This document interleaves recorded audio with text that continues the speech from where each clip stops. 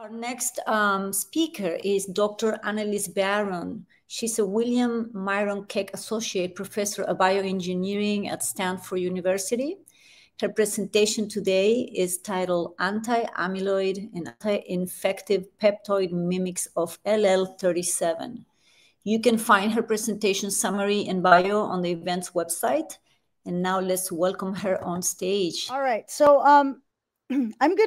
I checked in with Michael Ray, and he mentioned that so far nobody has talked about the connection between brain infection and dementia or Alzheimer's disease. And so I'm going to give a pretty good background and introduction to that topic. And then I'm going to share my lab's approaches. So really we're taking 3 different approaches that probably honestly will all need to be employed to prevent people from losing function as they age, neurologically and intellectually.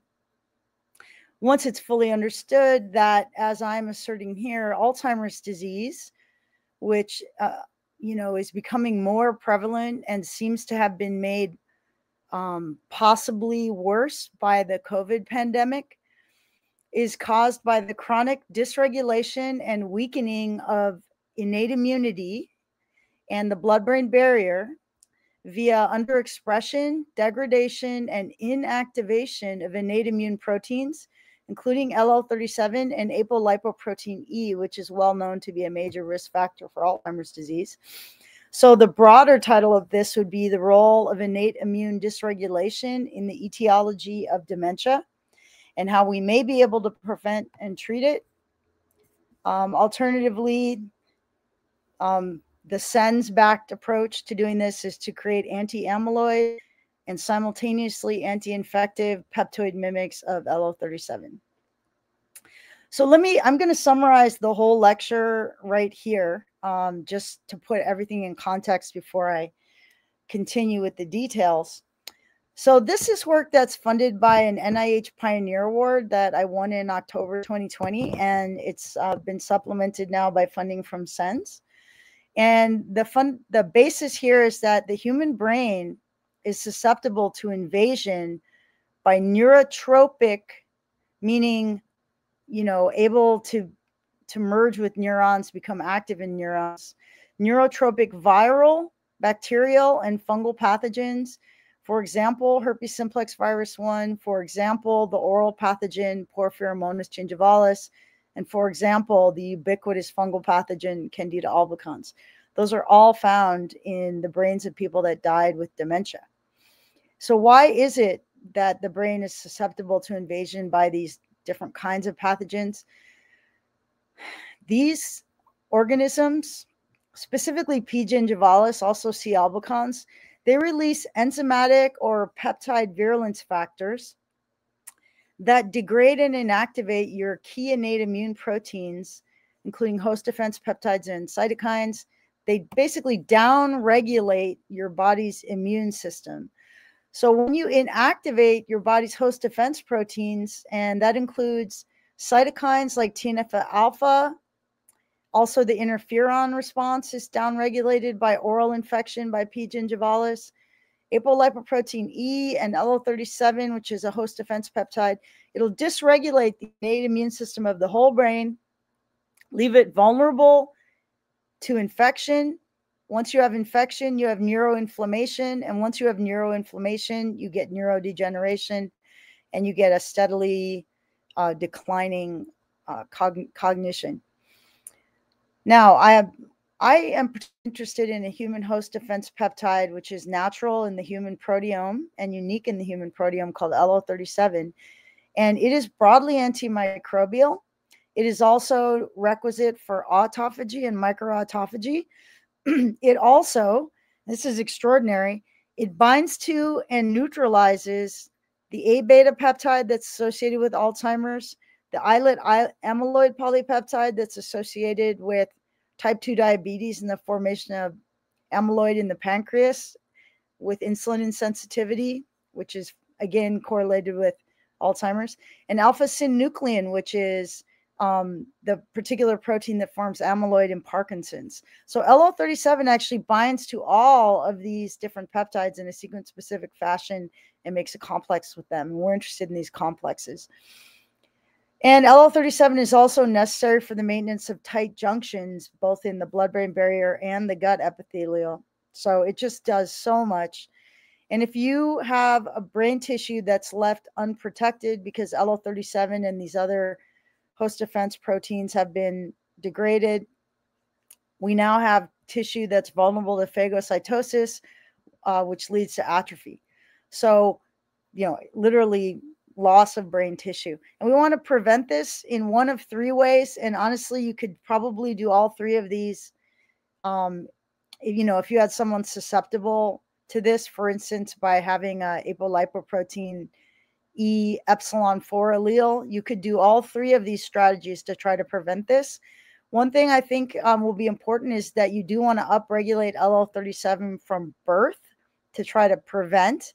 And I think the best way to do that is with the BCG vaccine. And that's the substance of my NIH Pioneer Award.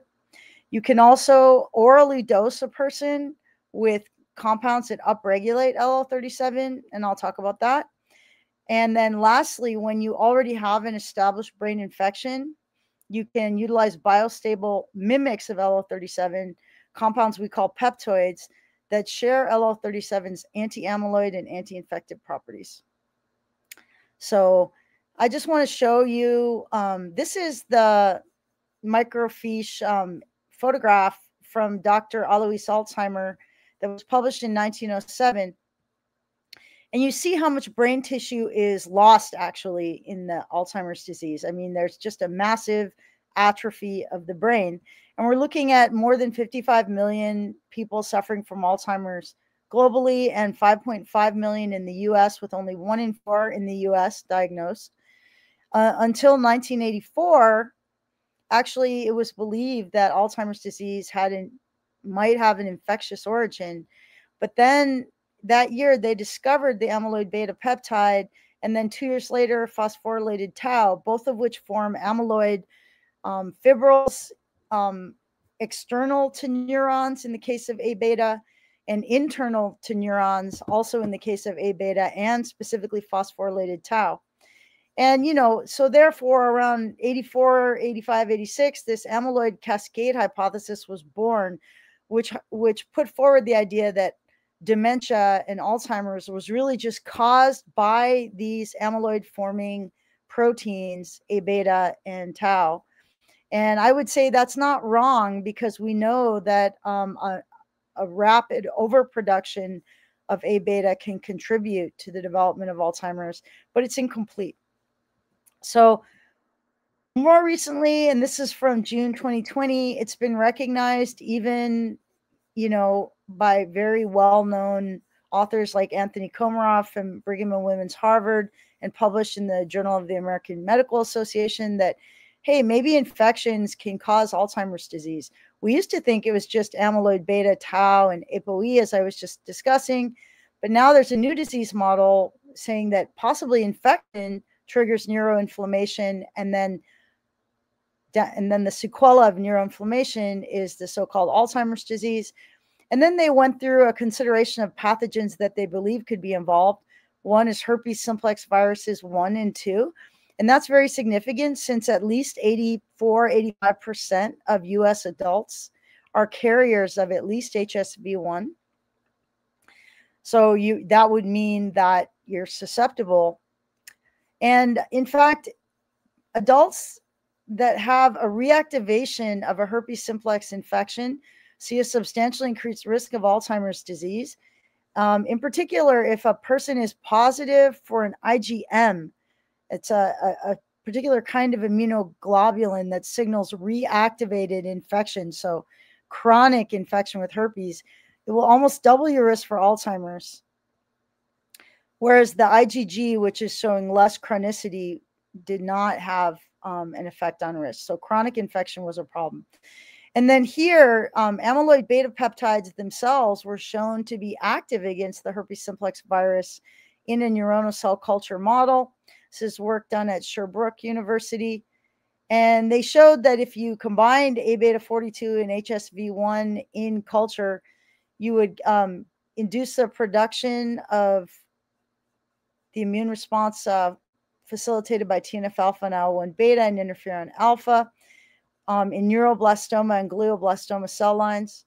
And then also they were intrigued to see that the neuroglioma cells, so these are, immune cells, would produce A-beta 42 in response to HSV1 infection, and that then inhibited secondary viral replication.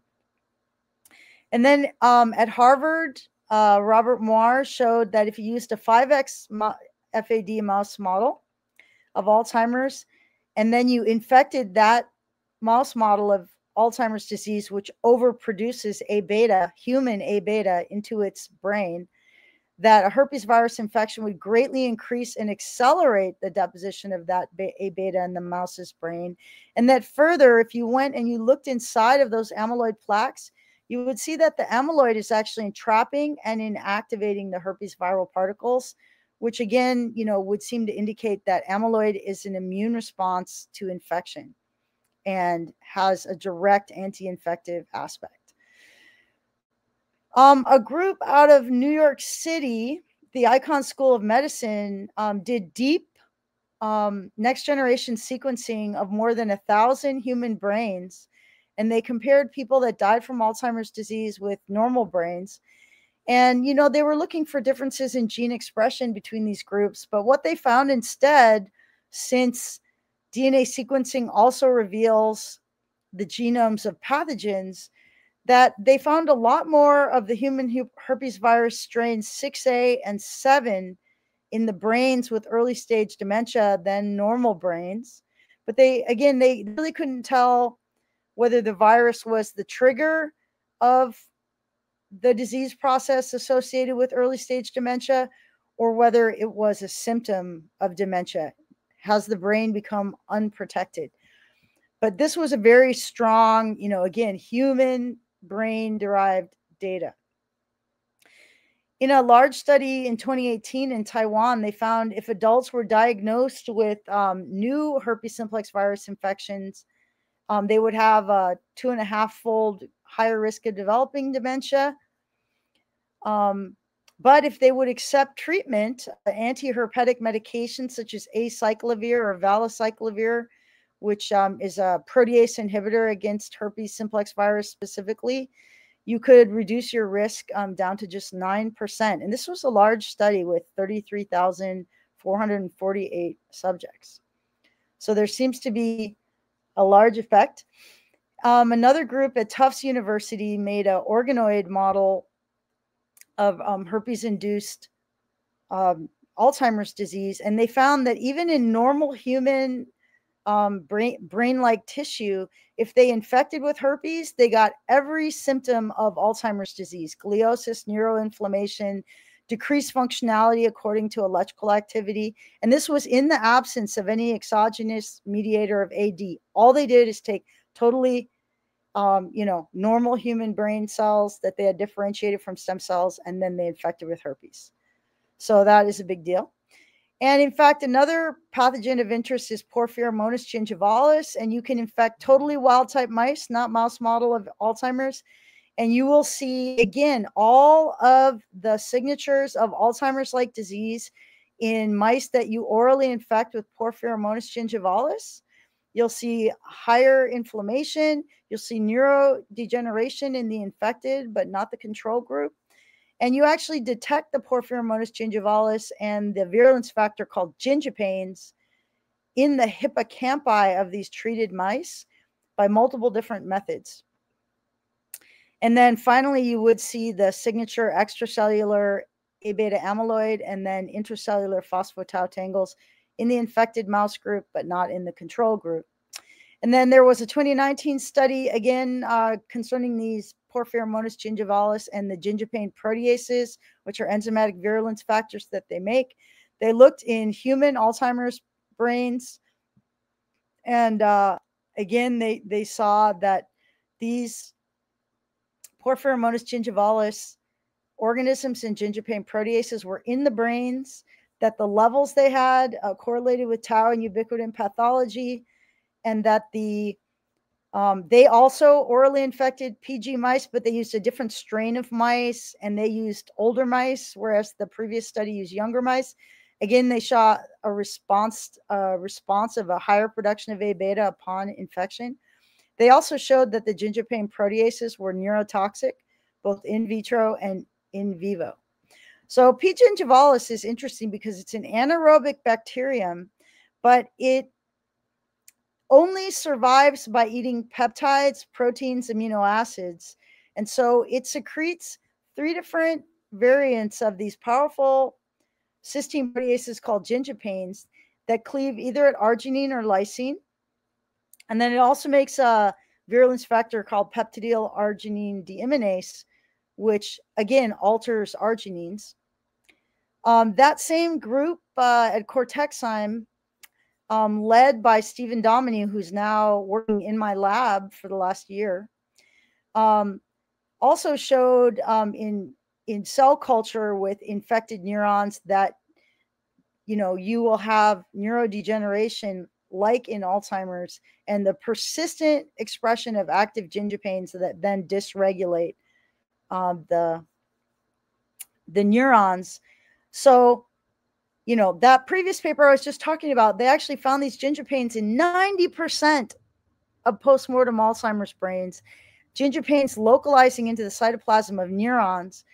And then when they did the cell culture study as a companion research project, they showed that PG caused a time-dependent infection-induced cell death, and that further the PG would invade and persist in the mature neurons.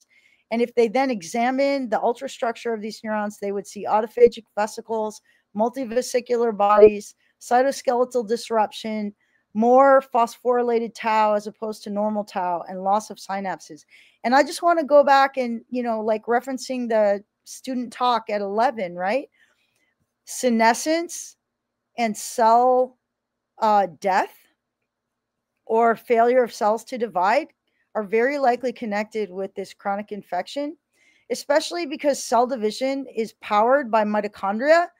And if you look at mitochondria within the neurons of people who died with Alzheimer's disease, you see a whole lot of mitochondrial damage. And when you use electron microscopy with nano gold that's been labeled with antibodies against these arginine gingipain proteins that are derived from P. gingivalis, you actually see that inside these damaged and dysfunctional mitochondria, in fact, the gingipains are present. So a major reason you would think, a cell that lacks the mitochondrial energy production capability, that it needs will not be able to divide and will go into senescence. So I think that is a major cause. And they actually have known for quite some time that mitochondrial dysfunction can be caused by these outer membrane vesicle OMVs that get released by pathogens. So here's just gram-negative bacteria, Neisseria gonorrhea, uropathogenic E. coli, right? Some of you may be aware that bladder infections are caused by uropathogenic E. coli, and bladder infections cause delirium and dementia-like symptoms. And Pseudomonas aeruginosa is a common bacterium. These all can damage mitochondria, and that would lead to senescence. And if you look at genome-wide association studies, you'll see that multiple host pathogen interactome pathways are upregulated in Alzheimer's brains. And here's really the serious issue that we face as a human race. We're not going to be able to vaccinate against every single kind of pathogen that can appear in these brains of people with Alzheimer's disease. So I've listed, this is a short list of things that have been found in these Alzheimer's brains: Candida albicans, Cryptococcus neoformans, Bornavirus, Borrelia burgdorferi,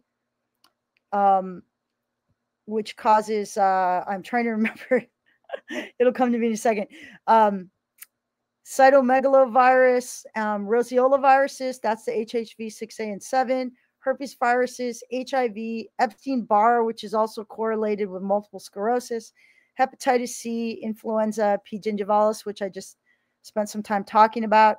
Also, I just am going to mention that there's a spirochete bacterium that causes syphilis. And it's been well known that syphilis caused dementia and delirium, since forever. HIV causes that same neurocognitive dysfunction, as can influenza, hepatitis C, and COVID, right? Now, the strongest risk factor for Alzheimer's dementia is apolipoprotein E, epsilon 4 allele. And in fact, ApoE plays a role in activating immunity to infection because ApoE needs to bind to the activated innate immune protein C1q, and that complex then kicks off complement, and complement is how you kill infected cells. And I just want to show you, this is a skull of a monk that had syphilis, chronic syphilis, and these infections can even degrade bone. That's these holes you see. So, degrading brain tissue is really not a problem. So, and in fact, if you just paint only these gingipanes onto the gums of young 8-week-old wild-type mice, and you do that for 22 weeks, 3 times per week, you actually kill half of the hippocampus in about half a year.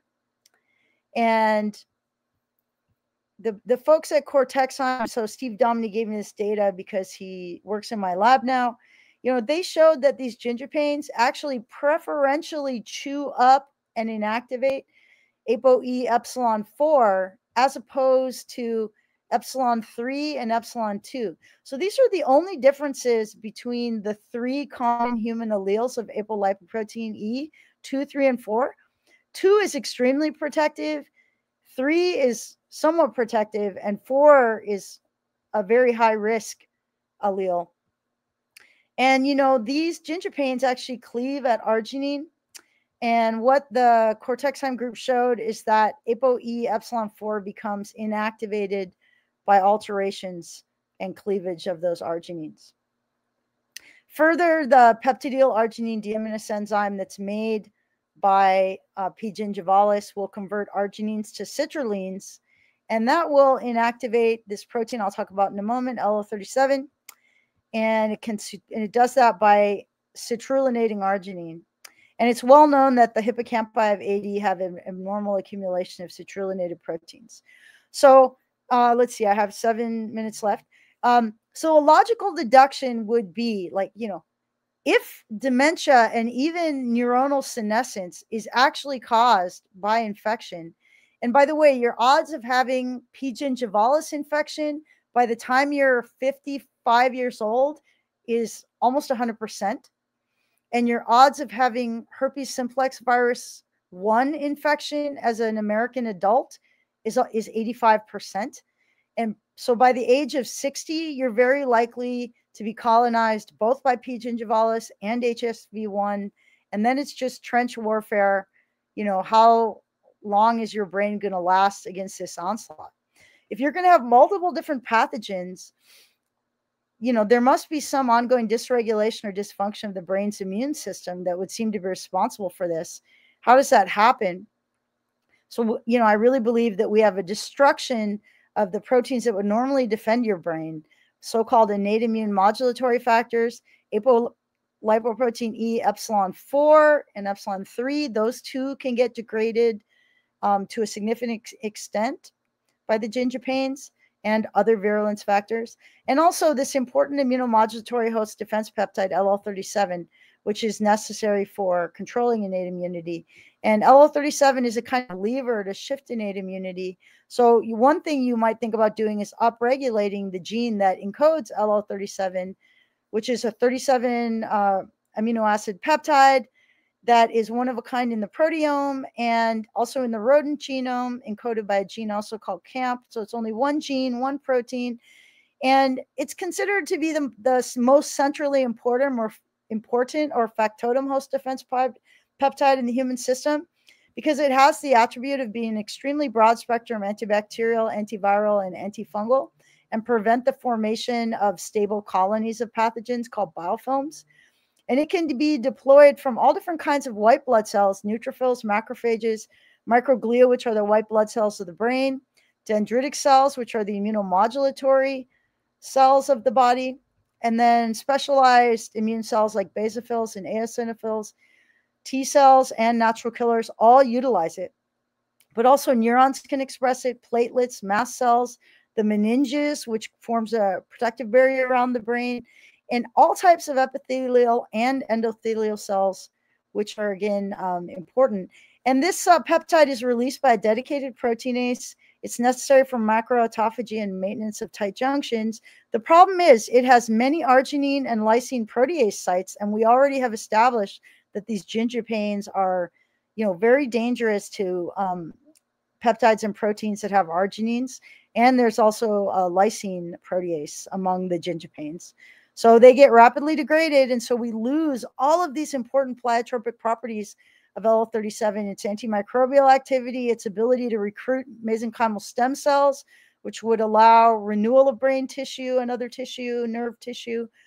It's supposed to induce apoptosis in cancer cells, immunomodulation, wound healing, and angiogenesis. All these are really important, including autophagy, and we lose those functions.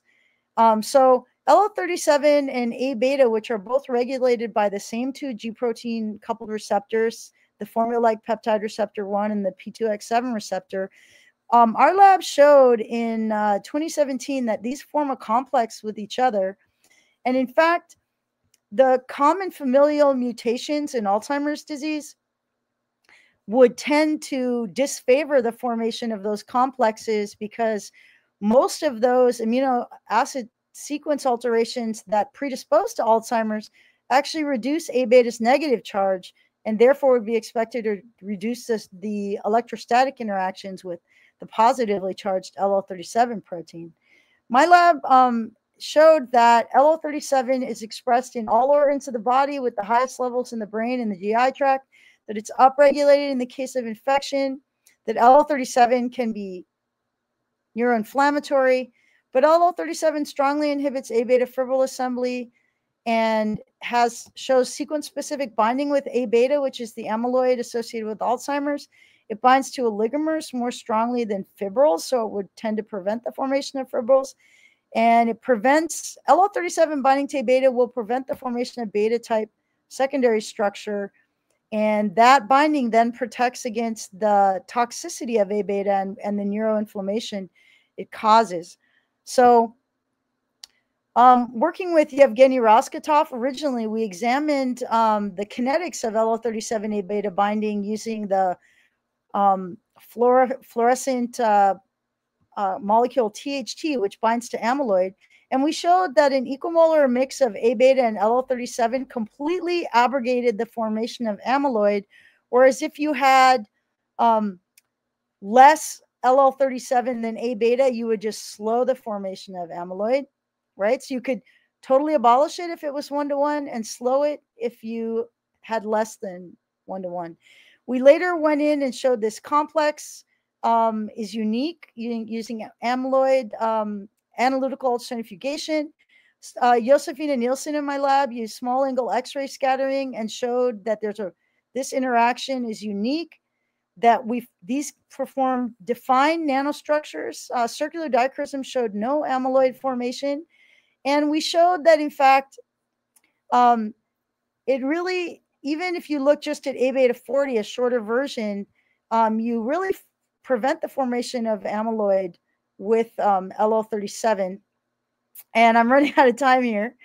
But I will just say that what we are doing in the lab now is recognizing that LL37, even though it has this advantage of complexing with A-beta on this millisecond time scale, and we saw this by stop flow, it has the disadvantage that it'll be degraded. And so what we have done is looked at biostable mimics of LL37, in particular this Peptoid 1, and we showed that these compounds, which are also extremely broad spectrum antimicrobials, and they are antibacterial and antiviral. And if you look on my webpage, you'll see so many publications about these antimicrobial peptoids. If you look at this orange line, what we see is that these peptoids also completely block the formation of ABeta fibrils. And so what we're doing, and we're in the midst of doing this right now, is further, we're looking for novel peptoids. And I have a student named Christian Sorensen who's making new peptoids, which we also have found bind to LL37, although so far that peptoid 1 is still the best one. And actually, I am going to just stop here because it's 11:46, and I'll just say, if this underlying hypothesis is true, the human body already has an endogenous drug that can prevent amyloid formation and infection, but it will fail to do its job in the presence of these these pathogens that can cause degradation of LL37. And so our best idea, if we can't prevent PG, is we can mimic LL37 to try to clear the infection. So I will actually stop sharing now. And I'll say thank you for your attention. And I hope this was interesting and surprising to this group of speakers. Very, very interesting, Annelise. I'm sure everyone agrees. Yes, they're sending their hearts and likes. That's fun to see all the hearts. Yes, so remarkable. Thank you so much for being with us, Annelise.